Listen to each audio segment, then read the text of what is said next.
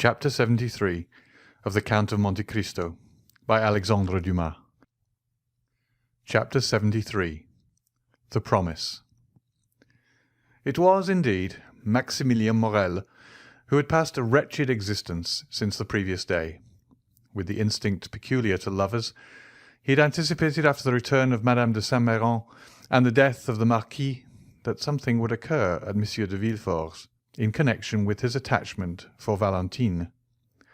His presentiments were realized, as we shall see, and his uneasy forebodings had goaded him pale and trembling to the gate under the chestnut trees. Valentine was ignorant of the cause of this sorrow and anxiety, and as it was not his accustomed hour for visiting her, she had gone to the spot simply by accident, or perhaps through sympathy. Morrel called her, and she ran to the gate. "You are here at this hour," said she. "Yes, my poor girl," replied Morrel. "I come to bring and to hear bad tidings." "This is indeed a house of mourning," said Valentine. "Speak, Maximilien, although the cup of sorrow seems already full." "Dear Valentine," said Morrel, endeavouring to conceal his own emotion.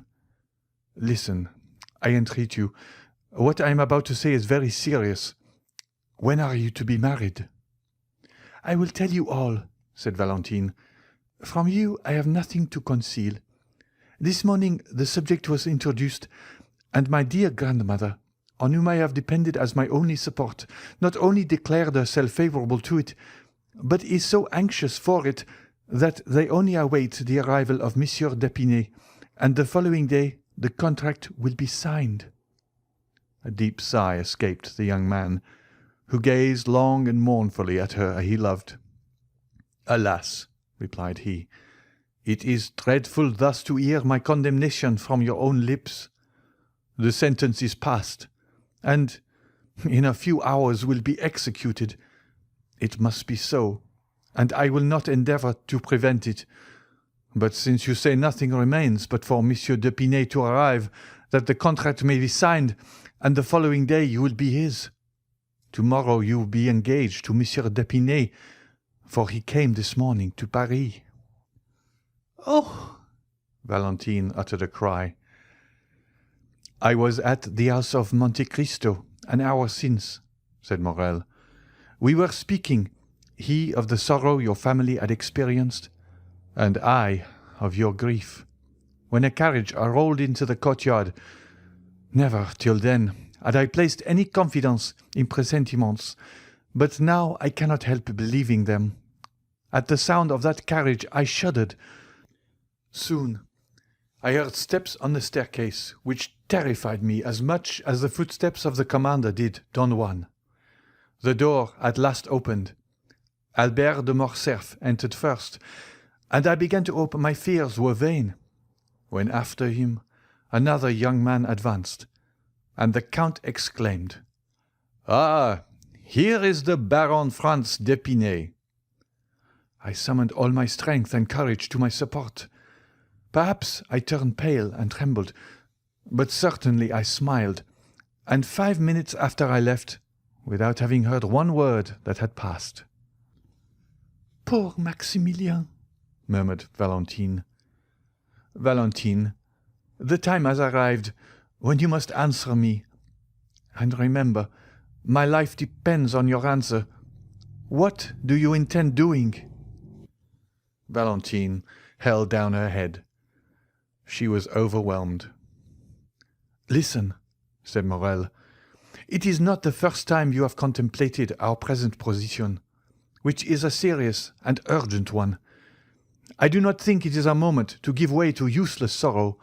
Leave that for those who like to suffer at their leisure and indulge their grief in secret. There are such in the world, and God will doubtless reward them in heaven for their resignation on earth. But those who mean to contend must not lose one precious moment, but first return immediately the blow which fortune strikes. Do you intend to struggle against our ill fortune? Tell me, Valentine, for it is that I came to know." Valentine trembled and looked at him with amazement. The idea of resisting her father, Her grandmother and all the family had never occurred to her. "What do you say, Maximilien?" asked Valentine. "What do you mean by a struggle?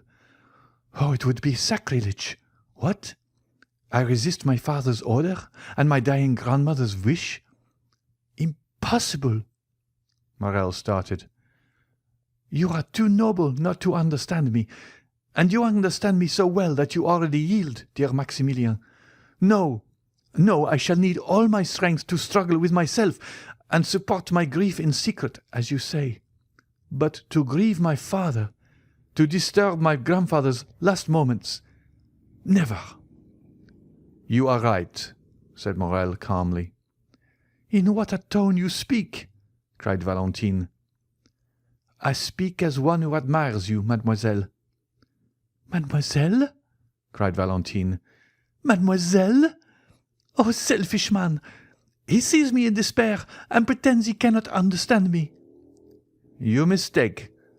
I understand you perfectly. You will not oppose Monsieur Villefort. You will not displease the Marchioness, and tomorrow you will sign the contract which will bind you to your husband." "But, mon Dieu, tell me, how can I do otherwise?" "Do not appeal to me, mademoiselle. I shall be a bad judge in such a case. My selfishness will bind me," replied Morel, whose low voice and clenched hands announced his growing desperation. "What would you have proposed, Maximilien? Had you found me willing to accede?" "It is not for me to say." "You are wrong. You must advise me what to do." "Do you seriously ask my advice, Valentine?" "Certainly, dear Maximilien.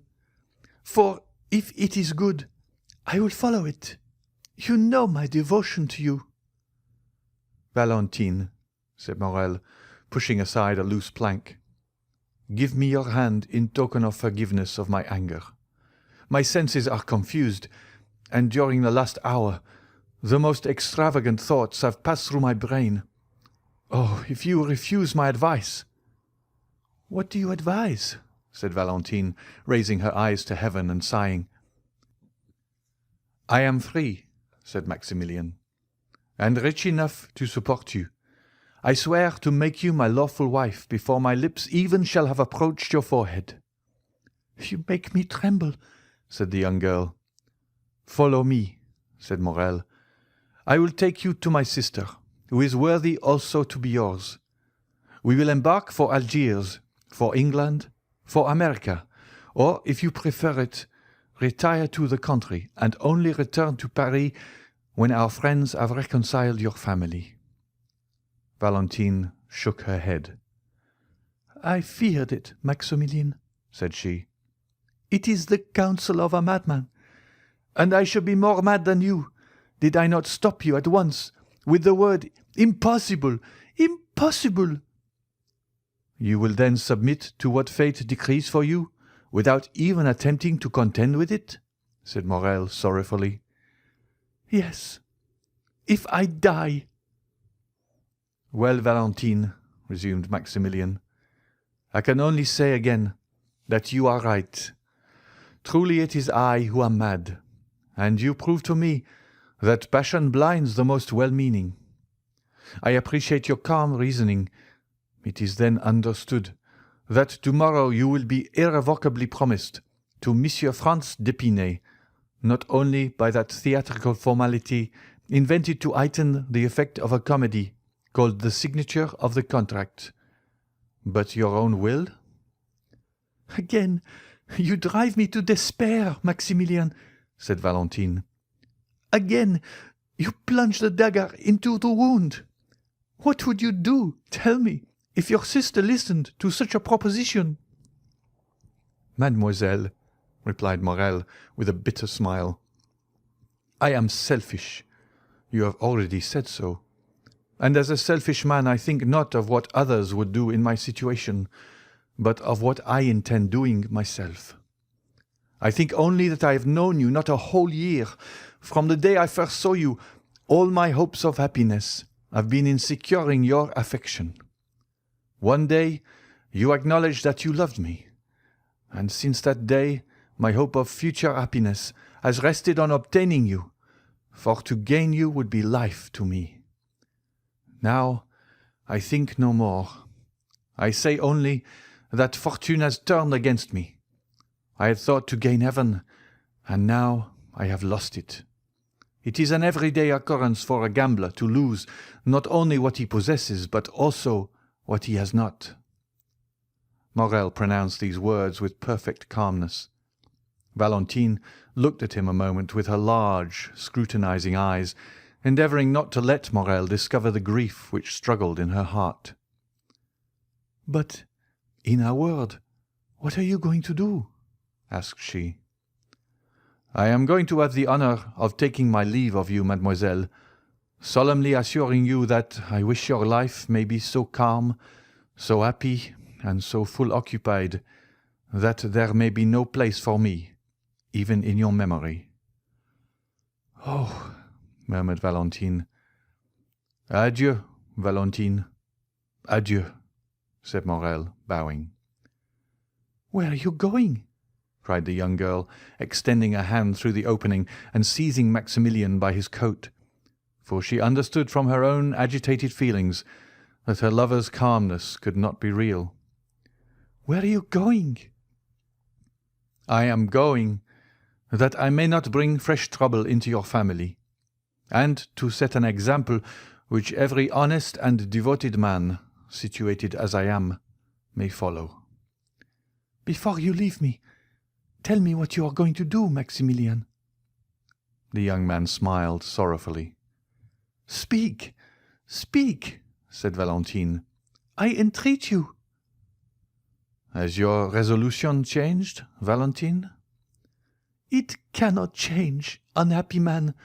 You know it must not," cried the young girl. "Then adieu, Valentine."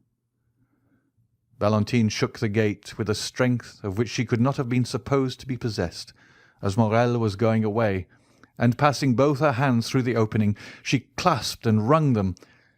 "I must know what you mean to do," she said. "Where are you going?" "Oh, fear not," said Maximilian, stopping at a short distance.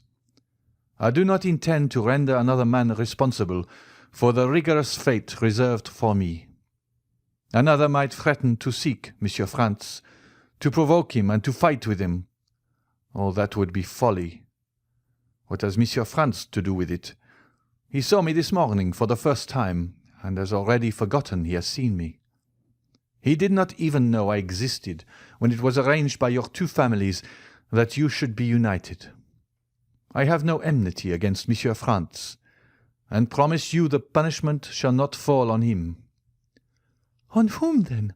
On me?" "On you? Valentine! Oh, heaven forbid! Woman is sacred. The woman one loves is holy." "On yourself, then, unhappy man, on yourself?"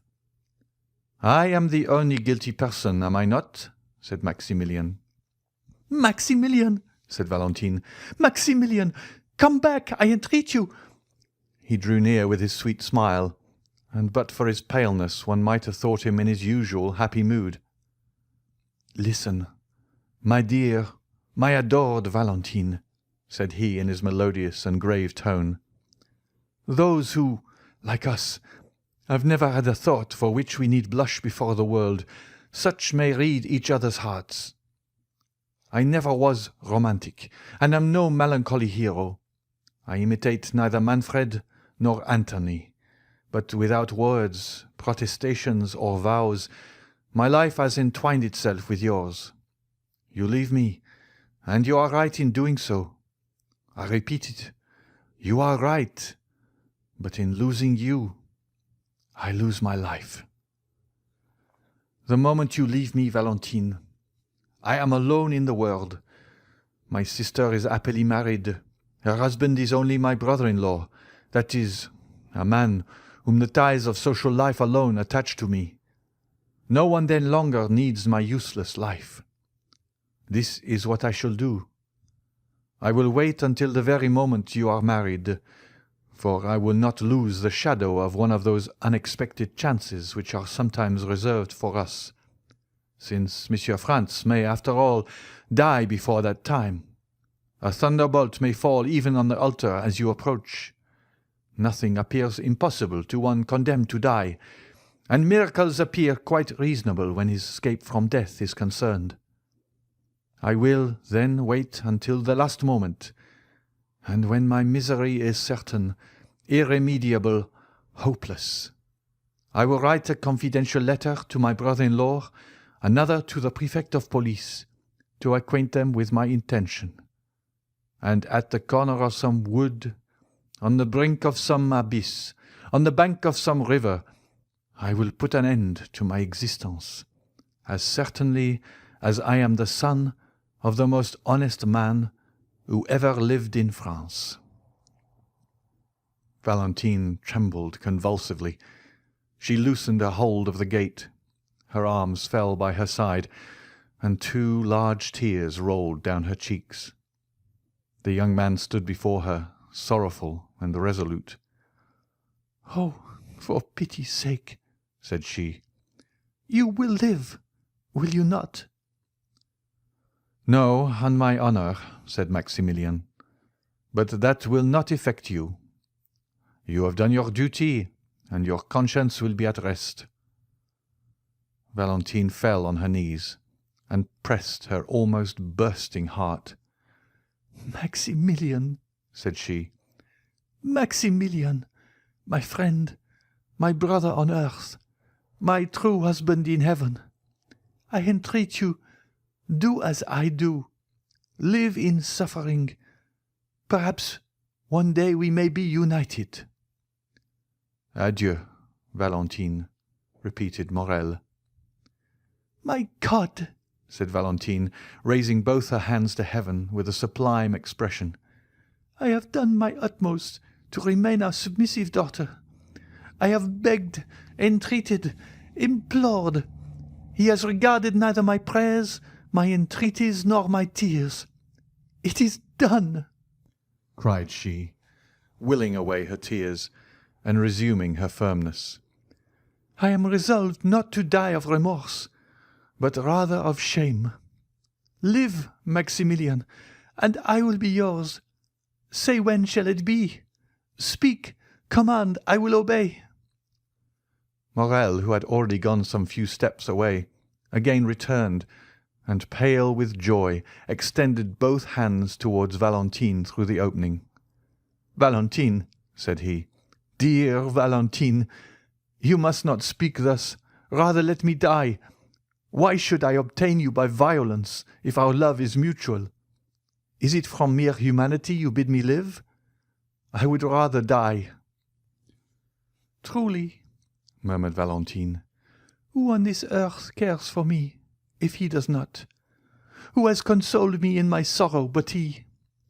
On whom do my hopes rest? On whom does my bleeding heart repose? On him, always on him.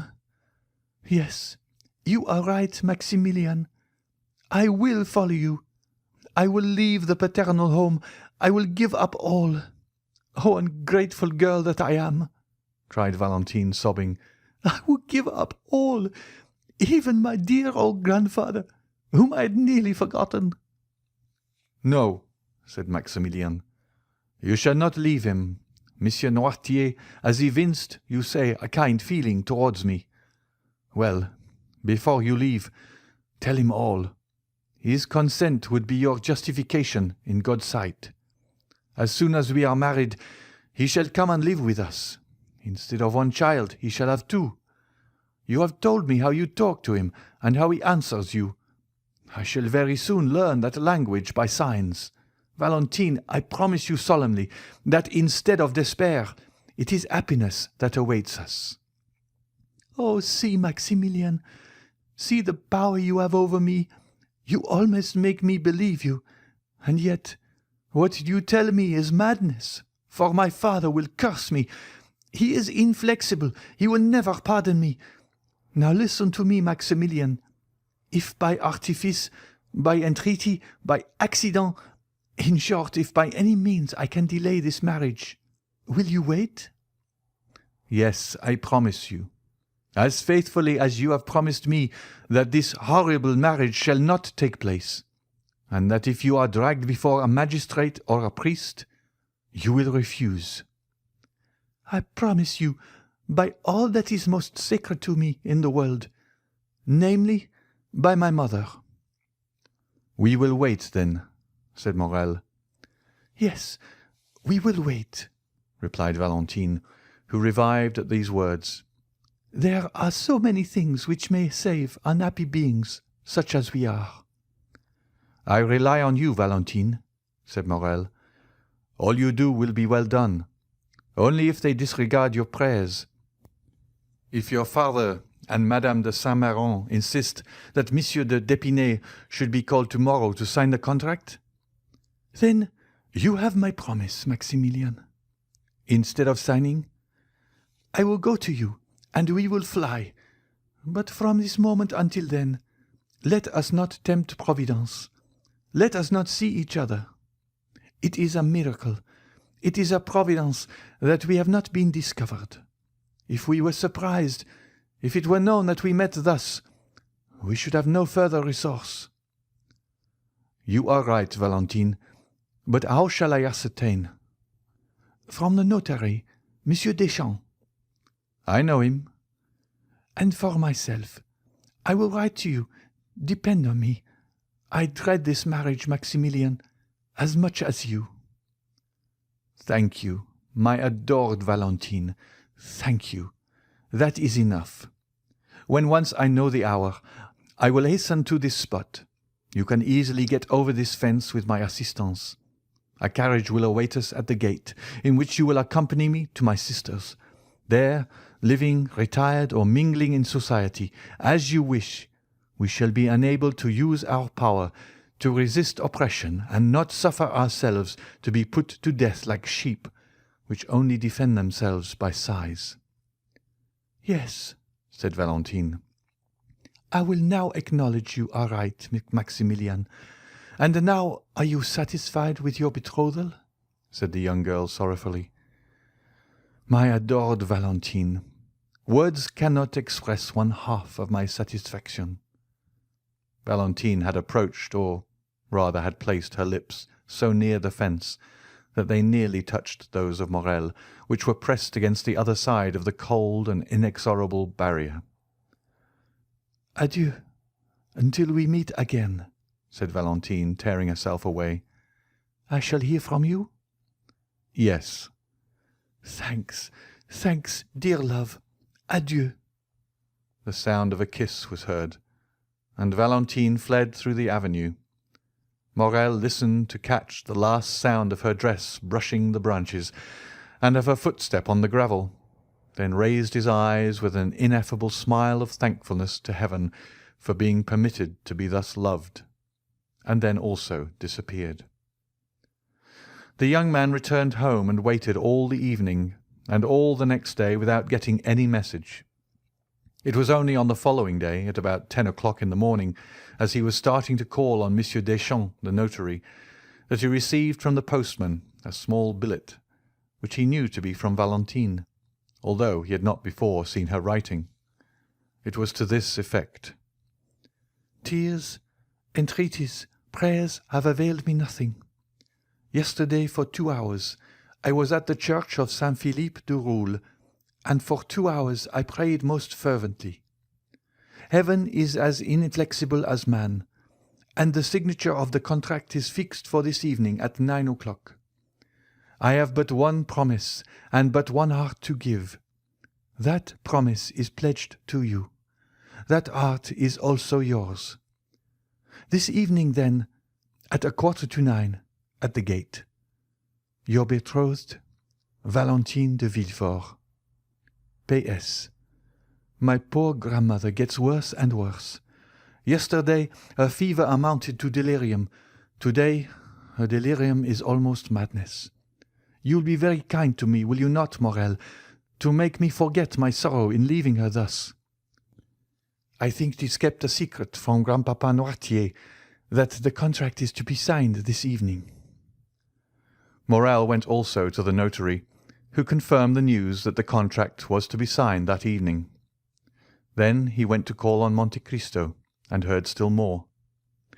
France had been to announce the ceremony, and Madame de Villefort had also written to beg the Count to excuse her not inviting him. The death of Monsieur de Saint-Méran and the dangerous illness of his widow would cast a gloom over the meeting which she would regret should be shared by the Count, whom she wished every happiness. The day before, France had been presented to Madame de Saint-Méran, who had left her bed to receive him, but had been obliged to return to it immediately after.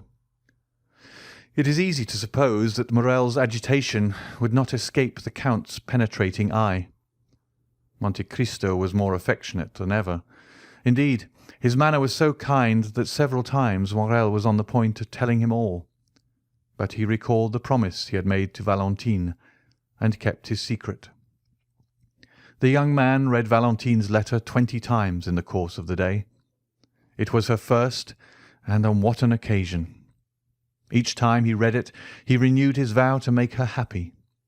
How great is the power of a woman who has made so courageous a resolution! What devotion does she deserve from him for whom she has sacrificed everything? How ought she really to be supremely loved? She becomes at once a queen and a wife, and it is impossible to thank and love her sufficiently. Morrel longed intensely for the moment when he should hear Valentine say, "Here I am, Maximilian. Come and help me." He had arranged everything for her escape. 2 ladders were hidden in the clover field. A cabriolet was ordered for Maximilian alone, without a servant, without lights. At the turning of the first street they would light the lamps, as it would be foolish to attract the notice of the police by too many precautions. Occasionally he shuddered. He thought of the moment when, from the top of that wall, he should protect the descent of his dear Valentine, pressing in his arms for the first time her of whom he had yet only kissed the delicate hand. When the afternoon arrived, and he felt that the hour was drawing near, he wished for solitude. His agitation was extreme. A simple question from a friend would have irritated him. He shut himself in his room and tried to read, but his eye glanced over the page without understanding a word, and he threw away the book, and for the second time sat down to sketch his plan, the ladders and the fence. At length the hour drew near. Never did a man deeply in love allow the clocks to go on peacefully. Morrel tormented his so effectually that they struck 8 at 6:30. He then said, "It is time to start. The signature was indeed fixed to take place at 9 o'clock, but perhaps Valentine will not wait for that." Consequently, Morrel, having left the Rue Meslay at 8:30 by his timepiece, entered the clover field, while the clock of Saint-Philippe du Roule was striking 8. The horse and cabriolet were concealed behind a small ruin, where Morrel had often waited. The night gradually drew on, and the foliage in the garden assumed a deeper hue. Then Morrel came out from his hiding-place with a beating heart, and looked through the small opening in the gate. There was yet no one to be seen. The clock struck 8:30, and still another half-hour was passed in waiting, while Morrel walked to and fro, and gazed more and more frequently through the opening. The garden became darker still, but in the darkness he looked in vain for the white dress, and in the silence he vainly listened for the sound of footsteps. The house, which was discernible through the trees, remained in darkness, and gave no indication that so important an event as the signature of a marriage contract was going on. Morrel looked at his watch, which wanted 9:15. But soon the same clock he had already heard strike 2 or 3 times rectified the error by striking 9:30. This was already half an hour past the time Valentine had fixed. It was a terrible moment for the young man. The slightest rustling of the foliage, the least whistling of the wind attracted his attention and drew the perspiration to his brow. Then he tremblingly fixed his ladder, and, not to lose a moment, placed his foot on the first step. Amidst all these alternations of hope and fear, the clock struck 10. "It is impossible," said Maximilian, "that the signing of a contract should occupy so long a time. without unexpected interruptions. I have weighed all the chances, calculated the time required for all the forms. Something must have happened." And then he walked rapidly to and fro and pressed his burning forehead against the fence. Had Valentine fainted? Or had she been discovered and stopped in her flight? These were the only obstacles which appeared possible to the young man. The idea that her strength had failed her in attempting to escape, and that she had fainted in one of the paths, was the one that most impressed itself upon his mind. "In that case," said he, "I should lose her, and by my own fault." He dwelt on this idea for a moment. Then it appeared reality. He even thought he could perceive something on the ground at a distance. He ventured to call, and it seemed to him that the wind wafted back an almost inarticulate sigh. At last the half-hour struck. It was impossible to wait longer. His temples throbbed violently. His eyes were growing dim. He passed one leg over the wall, and in a moment leapt down on the other side. He was on Villefort's premises, had arrived there by scaling the wall. What might be the consequences? However, he had not ventured thus far to draw back. He followed a short distance close under the wall, then crossed a path, hid, entered a clump of trees. In a moment he had passed through them and could see the house distinctly. Then Morel saw that he had been right in believing that the house was not illuminated. Instead of lights at every window, as is customary on days of ceremony, he saw only a grey mass, which was veiled also by a cloud, which at that moment obscured the moon's feeble light. A light moved rapidly from time to time past 3 windows of the second floor. These 3 windows were in Madame de Saint-Méran's room. Another remained motionless behind some red curtains which were in Madame de Villefort's bedroom. Morel guessed all this.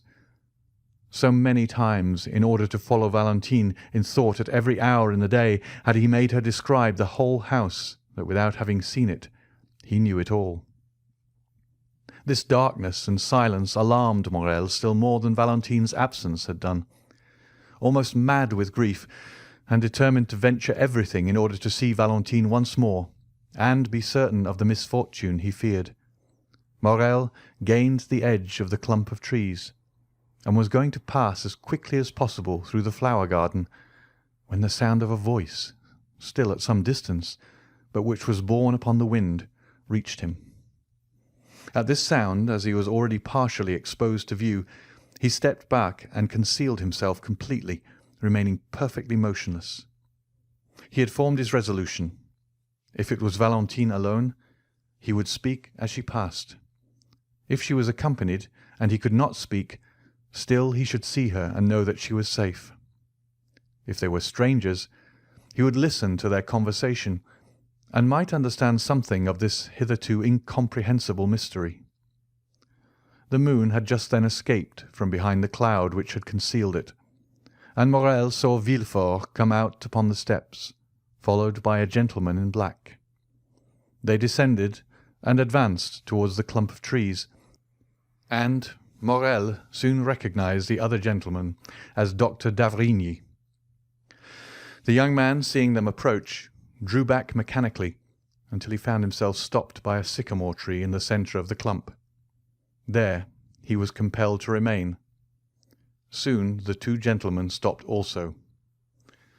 "Ah, my dear doctor," said the procureur, "heaven declares itself against my house. What a dreadful death! What a blow! Seek not to console me. Alas, nothing can alleviate so great a sorrow. The wound is too deep and too fresh. Dead! Dead!" The cold sweat sprang to the young man's brow, and his teeth chattered. Who could be dead in that house, which Villefort himself had called accursed? "My dear Monsieur de Villefort," replied the doctor with a tone which redoubled the terror of the young man, "I have not led you here to console you. On the contrary." "What can you mean?" asked the procureur, alarmed.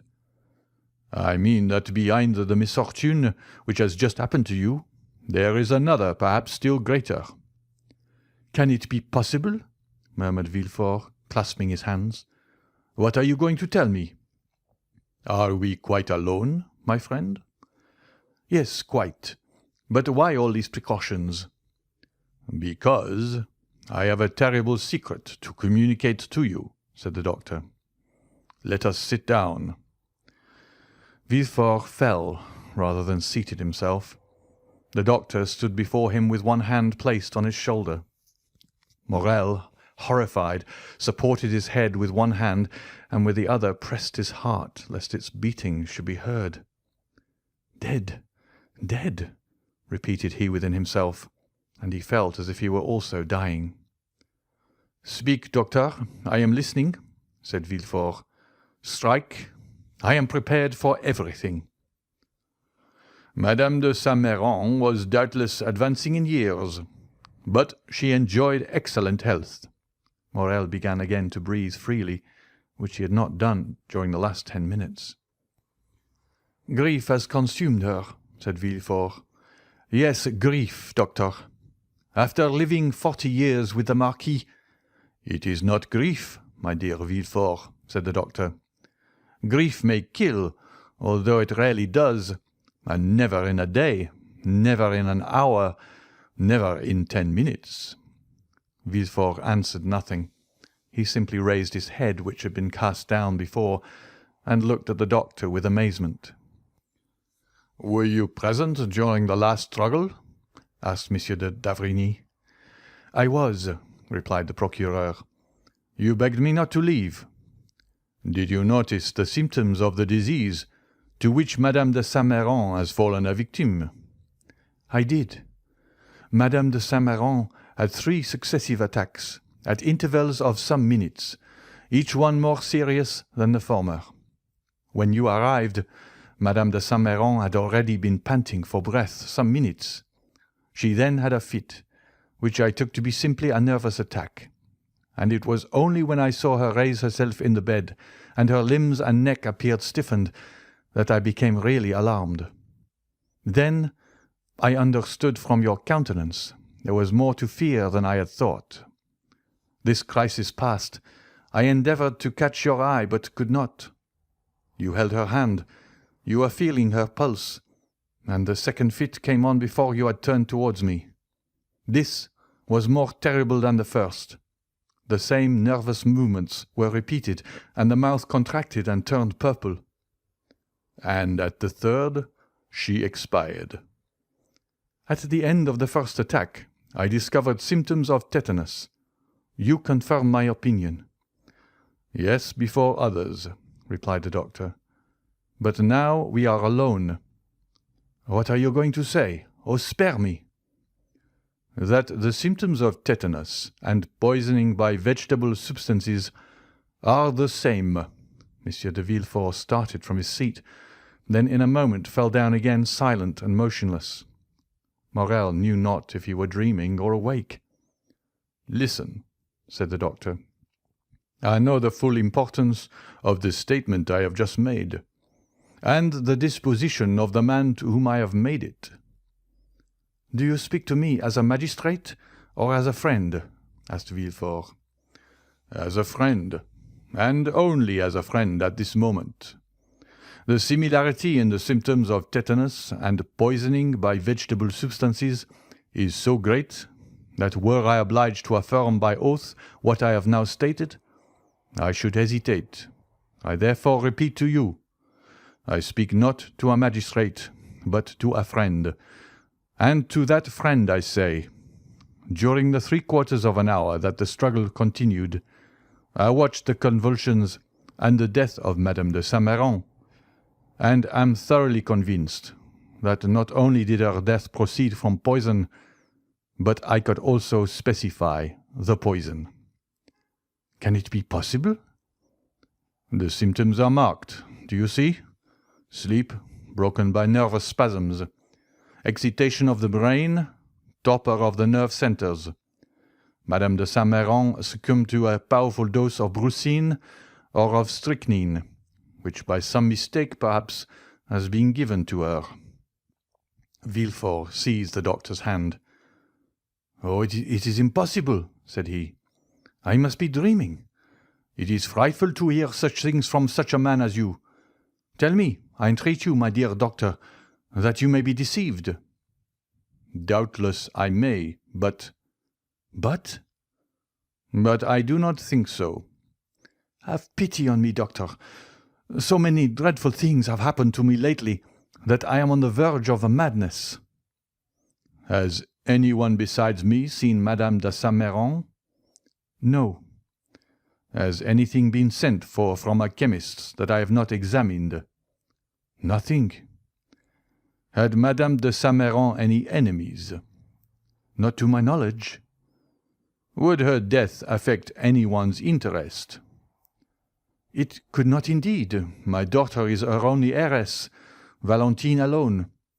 Oh, if such a thought could present itself, I would stab myself to punish my heart for having for one instant harboured it." "Indeed, my dear friend," said Monsieur d'Avrigny, "I would not accuse anyone. I speak only of an accident, you understand? Of a mistake. But whether accident or mistake, the fact is there. It is on my conscience and compels me to speak aloud to you. Make inquiry." "Of whom? How? Of what?" "May not Barrois, the old servant, have made a mistake, and have given Madame de Saint-Méran a dose prepared for his master?" "For my father?" "Yes." "But how could a dose prepared for Monsieur Noirtier poison Madame de Saint-Méran?"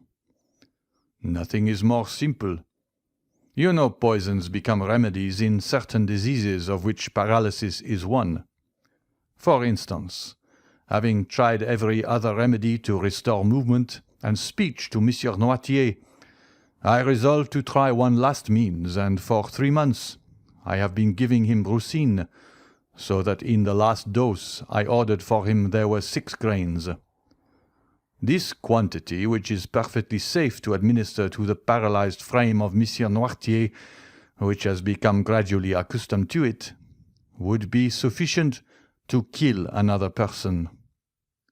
"My dear doctor, there is no communication between Monsieur Noirtier's apartment and that of Madame de Saint-Méran, and Barrois never entered my mother-in-law's room. In short, doctor, although I know you to be the most conscientious man in the world, and although I place the utmost reliance on you, I want, notwithstanding my conviction, to believe this axiom, errare humanum est." "Is there one of my brethren in whom you have equal confidence with myself?" "Why do you ask me that? What do you wish?" "Send for him. I will tell him what I have seen, and we will consult together and examine the body." "And you will find traces of poison?" "No, I did not say of poison. But we can prove what was the state of the body. We shall discover the cause of her sudden death, and we shall say, 'Dear Villefort, if this thing has been caused by negligence, watch over your servants. If from hatred, watch your enemies.'" "What do you propose to me, d'Avrigny?" said Villefort in despair. "So soon as another is admitted into our secret, an inquest will become necessary, and an inquest in my house? Impossible! Still," continued the procureur, looking at the doctor with uneasiness, "if you wish it, if you demand it, why, then it shall be done. But, doctor, you see me already so grieved. How can I introduce into my house so much scandal after so much sorrow? My wife and my daughter would die of it. And I, doctor, you know a man does not arrive at the post I occupy. One has not been king's attorney 25 years without having amassed a tolerable number of enemies. Mine are numerous. Let this affair be talked of. It will be a triumph for them, which will make them rejoice and cover me with shame. Pardon me, doctor, these worldly ideas, were you a priest, I should not dare to tell you, but you are a man, and you know mankind. Doctor, pray recall your words. You have said nothing, have you?" "My dear Monsieur de Villefort," replied the doctor, "my first duty is to humanity. I would have saved Madame de Saint-Méran, if science could have done it. But she is dead, and my duty regards the living. Let us bury this terrible secret in the deepest recesses of our hearts. I am willing, if anyone should suspect this, that my silence on the subject should be imputed to my ignorance. Meanwhile, sir, watch always. Watch carefully, for perhaps the evil may not stop here. And when you have found the culprit, if you find him, I will say to you, you are a magistrate. Do as you will. I thank you, doctor, said Villefort with indescribable joy. I never had a better friend than you. And as if he feared Dr. d'Avrigny would recall his promise, he hurried him towards the house. When they were gone, Morrel ventured out from under the trees, and the moon shone upon his face, which was so pale it might have been taken for that of a ghost. I am manifestly protected in a most wonderful but most terrible manner, said he. But Valentine, poor girl, how will she bear so much sorrow? As he thought thus, he looked alternately at the window with red curtains and the 3 windows with white curtains. The light had almost disappeared from the former. Doubtless Madame de Villefort had just put out her lamp, and the night lamp alone reflected its dull light on the window. At the extremity of the building, on the contrary, he saw one of the 3 windows open. A wax light placed on the mantelpiece threw some of its pale rays without, and a shadow was seen for one moment on the balcony. Morrel shuddered. He thought he heard a sob. It cannot be wondered at that his mind, generally so courageous, but now disturbed by the 2 strongest human passions, love and fear, was weakened even to the indulgence of superstitious thoughts. Although it was impossible that Valentine should see him, hidden as he was, he thought he heard the shadow at the window call him. His disturbed mind told him so. This double error became an irresistible reality, and by one of the incomprehensible transports of youth, he bounded from his hiding-place, and with 2 strides, at the risk of being seen, at the risk of alarming Valentine, at the risk of being discovered by some exclamation which might escape the young girl, he crossed the flower garden, which by the light of the moon resembled a large white lake, and having passed the rows of orange trees which extended in front of the house, he reached the step, ran quickly up, and pushed the door, which opened without offering any resistance. Valentine had not seen him. Her eyes, raised towards heaven, were watching a silvery cloud gliding over the azure, its form that of a shadow mounting towards heaven. Her poetic and excited mind pictured it as the soul of her grandmother. Meanwhile, Morrel had traversed the anteroom and found the staircase, which, being carpeted, prevented his approach being heard, and he had regained that degree of confidence that the presence of M. de Villefort even would not have alarmed him. He was quite prepared for any such encounter. He would at once approach Valentine's father and acknowledge all, begging Villefort to pardon and sanction the love which united 2 fond and loving hearts. Morrel was mad. Happily, he did not meet anyone. Now, especially, did he find the description Valentine had given of the interior of the house useful to him. He arrived safely at the top of the staircase, and while he was feeling his way, a sob indicated the direction he was to take. He turned back. A door, partly opened, enabled him to see his road and to hear the voice of one in sorrow. He pushed the door open and entered. At the other end of the room, under a white sheet which covered it, lay the corpse, still more alarming to Morrel since the account he had so unexpectedly overheard.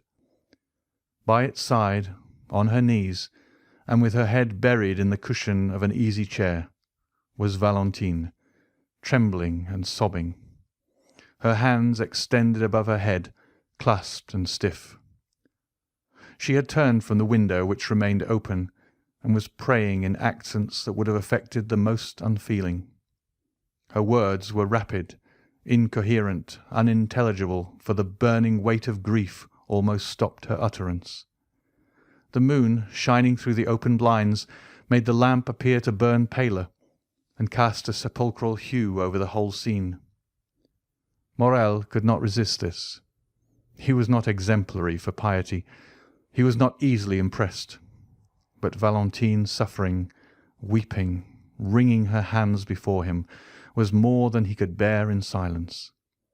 He sighed and whispered a name, and the head bathed in tears and pressed on the velvet cushion of the chair, a head like that of a Magdalene by Correggio, was raised and turned toward him.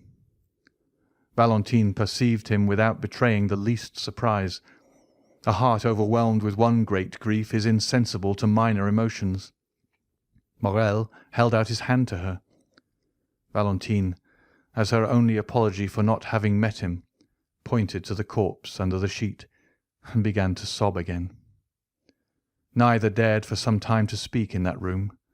They hesitated to break the silence which death seemed to impose. At length Valentine ventured. "My dear friend," said she, "how came you here? Alas, I would say you are welcome, had not death opened the way for you into this house." "Valentine," said Morel with a trembling voice, "I had waited since 8:30, and did not see you come. I became uneasy, leapt the wall, found my way through the garden, when voices conversing about the fatal event." "What voices?" asked Valentine. Morel shuddered as he thought of the conversation of the doctor and Monsieur de Villefort, and he thought he could see through the sheet the extended hands, the stiff neck, and the purple lips. "Your servants," said he, "who were repeating the whole of the sorrowful story. From them I learned it all." "But it was risking the failure of our plan to come up here, love." "Forgive me," replied Morel. "I will go away." "No," said Valentine. "You might meet someone. Stay."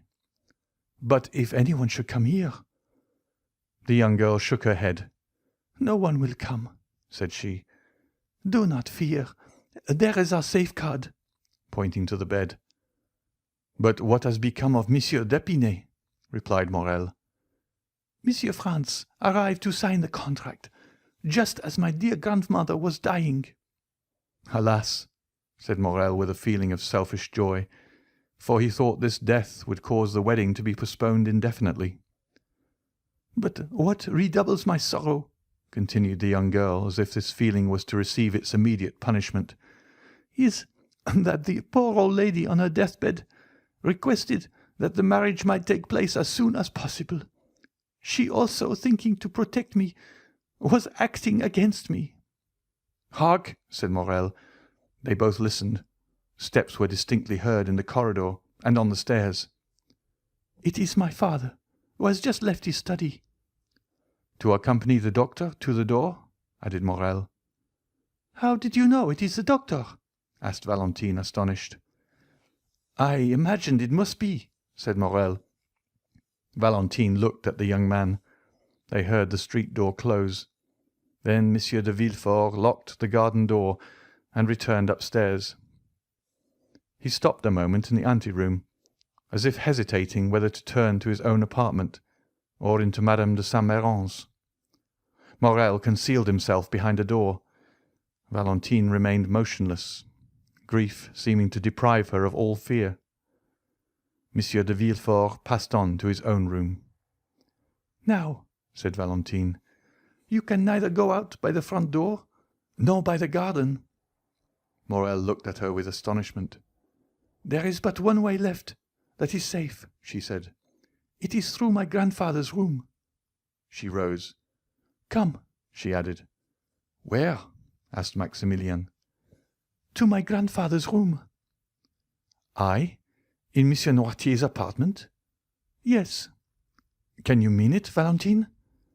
"I have long wished it. He is my only remaining friend, and we both need his help. Come." "Be careful, Valentine," said Morel, hesitating to comply with the young girl's wishes. "I now see my error. I acted like a madman in coming here. Are you sure you are more reasonable?" "Yes," said Valentine, "and I have but one scruple, that of leaving my dear grandmother's remains, which I had undertaken to watch." "Valentine," said Morrel, "death is in itself sacred." "Yes," said Valentine. "Besides, it will not be for long." She then crossed the corridor and led the way down a narrow staircase to Monsieur Noirtier's room. Morrel followed her on tiptoe. At the door they found the old servant. "Barrois," said Valentine, "shut the door and let no one come in." She passed first. Noirtier, seated in his chair and listening to every sound, was watching the door. He saw Valentine, and his eye brightened. There was something grave and solemn in the approach of the young girl which struck the old man, and immediately his bright eye began to interrogate. "Dear grandfather," said she hurriedly, "you know poor grandmamma died an hour since, and now I have no friend in the world but you." His expressive eyes evinced the greatest tenderness. "To you alone, then, may I confide my sorrows and my hopes?" The paralytic motioned, "Yes." Valentine took Maximilian's hand. "Look attentively, then, at this gentleman." The old man fixed his scrutinizing gaze with slight astonishment on Morrel.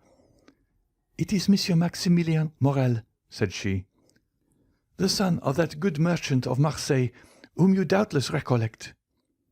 "Yes," said the old man. "He brings an irreproachable name, which Maximilian is likely to render glorious, since at 30 years of age he is a captain, an officer of the Legion of Honor." The old man signified that he recollected him. "Well, grandpapa," said Valentine, kneeling before him and pointing to Maximilian, "I love him, and will be only his. Were I compelled to marry another, I would destroy myself." The eyes of the paralytic expressed a multitude of tumultuous thoughts. "You like Monsieur Maximilien Morrel, do you not, grandpapa?"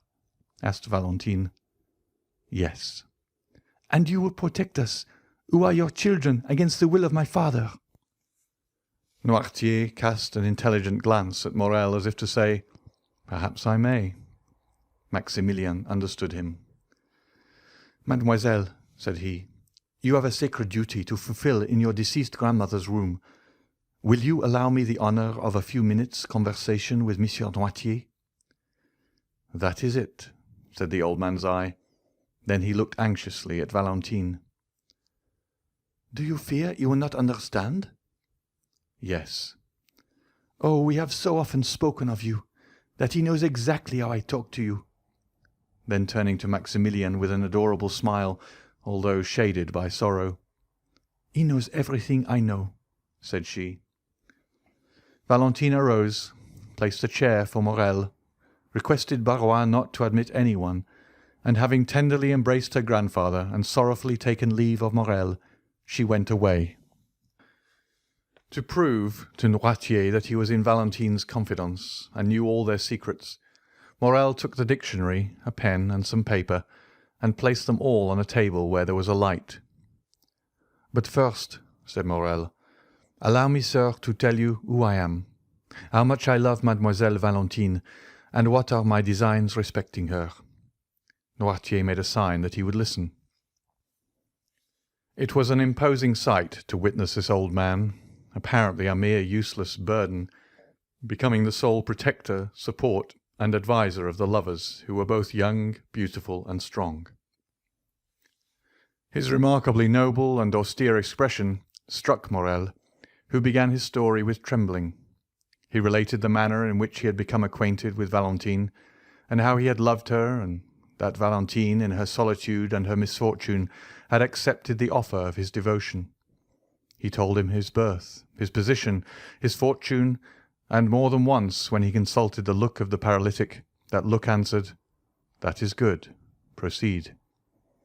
"And now," said Morrel, when he had finished the first part of his recital, "now I have told you of my love and my hopes, may I inform you of my intentions?" "Yes," signified the old man. "This was our resolution, A cabriolet was in waiting at the gate, in which I intended to carry off Valentine to my sister's house, to marry her, and to wait respectfully Monsieur de Villefort's pardon." "No," said Noirtier. "We must not do so?" "No." "You do not sanction our project?" "No." "There is no other way," said Morrel. The old man's interrogative eye said, "What?" "I will go," continued Maximilian. "I will seek Monsieur Franz d'Épinay. I am happy to be able to mention this in Mademoiselle de Villefort's absence, and will conduct myself toward him so as to compel him to challenge me." Noirtier's look continued to interrogate. "You wish to know what I will do?" "Yes." "I will find him as I told you. I will tell him the ties which bind me to Mademoiselle Valentine. If he be a sensible man, he will prove it by renouncing of his own accord the hand of his betrothed, and will secure my friendship and love until death. If he refuse, either through interest or ridiculous pride, after I have proved to him that he would be forcing my wife from me, that Valentine loves me and will have no other, I will fight him, give him every advantage, and I shall kill him, or he will kill me. If I am victorious, I will not marry Valentine, and if I die, I am very sure Valentine will not marry him." Noirtier watched with indescribable pleasure this noble and sincere countenance, on which every sentiment his tongue uttered was depicted, adding by the expression of his fine features all that colouring adds to a sound and faithful drawing. Still, when Morrel had finished, he shut his eyes several times, which was his manner of saying "No." "No?" said Morrel. "You disapprove of this second project, as you did of the first?" "I do," signified the old man. "But what then must be done?" asked Morrel. "Madame de Saint-Méran's last request was that the marriage might not be delayed. Must I let things take their course?" Noirtier did not move. "I understand," said Morrel. "I am to wait." "Yes." "But delay may ruin our plan, sir," replied the young man. "Alone, Valentine has no power. She will be compelled to submit. I am here almost miraculously, and can scarcely hope for so good an opportunity to occur again. Believe me, there are only the two plans I have proposed to you. Forgive my vanity, and tell me which you prefer. Do you authorize Mademoiselle Valentine to entrust herself to my honor?" "No." "Do you prefer I seek out Monsieur d'Épinay?" "No." "Whence, then, will you come the help we need? From chance?" resumed Morrel. "No." "From you?" "Yes." "You thoroughly understand me, sir. Pardon my eagerness, for my life depends on your answer. Will our help come from you?" "Yes." "You are sure of it?" "Yes." There was so much firmness in the look which gave this answer. No one could at any rate doubt his will, if they did his power. "Oh, thank you 1,000 times. But how? Unless a miracle should restore your speech, your gesture, your movement, how can you, chained to that armchair, dumb and motionless, oppose this marriage?" A smile lit up the old man's face, a strange smile of the eyes in a paralyzed face. "Then I must wait?" asked the young man. "Yes." "But the contract?" The same smile returned. "Will you assure me it shall not be signed?" "Yes," said Noirtier. "The contract shall not be signed!" cried Morrel. "Oh, pardon me, sir. I can scarcely realize so great a happiness. Will they not sign it?" "No," said the paralytic. Notwithstanding that assurance, Morrel still hesitated. This promise of an impotent old man was so strange that, instead of being the result of the power of his will, it might emanate from enfeebled organs. Is it not natural that the madman, ignorant of his folly, should attempt things beyond his power? The weak man talks of burdens he can raise, the timid of giants he can confront, the poor of treasures he spends. The most humble peasant, in the height of his pride, calls himself Jupiter. Whether Noirtier understood the young man's indecision, or whether he had not full confidence in his docility, he looked uneasily at him. "What do you wish, sir?" asked Morel. "That I should renew my promise of remaining tranquil?" Noirtier's eyes remained fixed and firm, as if to imply that a promise did not suffice. Then it passed from his face to his hands. "Shall I swear to you, sir?" asked Maximilian. "Yes," said the paralytic with the same solemnity. Morel understood that the old man attached great importance to an oath. He extended his hand. "I swear to you on my honour," said he, "to await your decision respecting the course I am to pursue with Monsieur d'Épinay." "That is right," said the old man. "Now," said Morel, "do you wish me to retire?" "Yes." "Without seeing Mademoiselle Valentine?" "Yes." Morel made a sign that he was ready to obey. "But," said he, "first allow me to embrace you as your daughter did just now." Noirtier's expression could not be understood. The young man pressed his lips on the same spot, on the old man's forehead where Valentine's had been. Then he bowed a second time and retired. He found outside the door the old servant to whom Valentine had given directions. Morel was conducted along a dark passage which led to a little door opening on the garden. Soon found the spot where he had entered with the assistance of the shrubs gained the top of the wall, and by his ladder was in an instant in the clover field where his cabriolet was still waiting for him. He got in it, and thoroughly wearied by so many emotions, arrived about midnight in the Rue Meslay, threw himself on his bed, and slept soundly. End of chapter 73.